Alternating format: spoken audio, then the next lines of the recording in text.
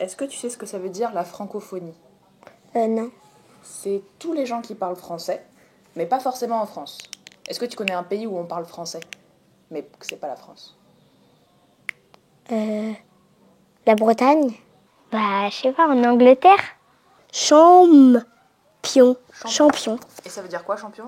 Ça veut dire on a gagné. Adrénaline? Moi aussi, je connaissais. Prouesse? Ouais. Aller aux oranges Ouais. et s'encorder.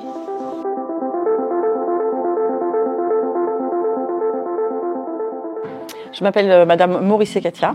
Nous sommes à Soyons, sur l'accueil collectif de loisirs, qui sert aussi au périscolaire de l'école de Soyons. Je m'appelle Luce Pitaluga.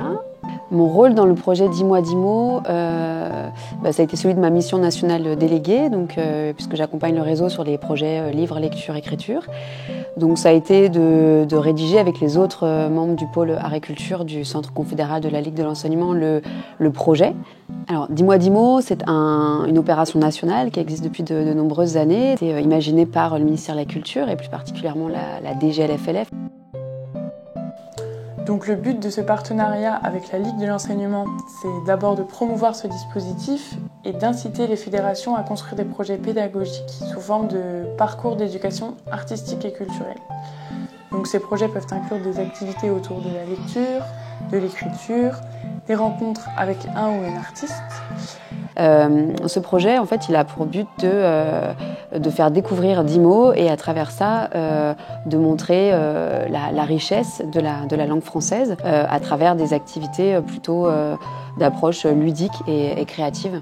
Donc là, cette année, une thématique en écho aux Jeux Olympiques et Paralympiques de Paris, puisqu'on est en 2024. Les 10 mots recouvrent le champ sémantique du sport, des valeurs de l'olympisme. Ce que cela rapporte aux enfants au niveau de l'éducation, c'est de développer leur imaginaire. C'est aussi de développer le travail collectif, puisque les enfants à cet âge-là, surtout chez les petits, ils sont plus habitués à l'individualisme. Donc ça permet qu'ils travaillent en collectif et que ça développe leur imaginaire. Alors en fait, tout le travail qu'on a fait, ça a été de rédiger ce livret pédagogique-là. Dedans, on retrouve 3 propositions d'ateliers et les techniques d'animation qui vont avec. Donc ces 3 ateliers, c'est d'abord une course d'orientation. Le principe de cette course d'orientation, c'est d'aller découvrir les 10 mots à travers des devinettes, des charades, des rébus, etc. Le deuxième atelier, c'est un atelier d'invention, où là, l'intention, c'est de partir de ces 10 mots et d'imaginer des histoires ou des débuts d'histoire, des amorces d'histoire avec les enfants. Et enfin, le troisième atelier, c'est un atelier créatif, d'art visuel. Même principe, on part des 10 mots et aussi des dessins qui ont été pensés par le graphiste cette année en lien avec les 10 mots pour travailler sur l'imaginaire qui est suscité par les sonorités, par ce graphisme. Et du coup, là, on se propose de travailler sur des formats cartes postales, un petit peu comme les cartes postales de 10 mois 10 mots, avec les techniques du mail art, donc de l'art postal.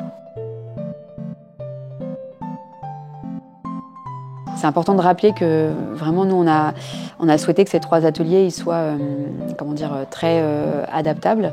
C'est-à-dire qu'un accueil de loisirs peut décider de mener les 3 ateliers, de les mener sur des temps différents ou alors sur la même journée ou sur la même semaine. Voilà, c'est vraiment chacun peut en faire du sur-mesure, quoi.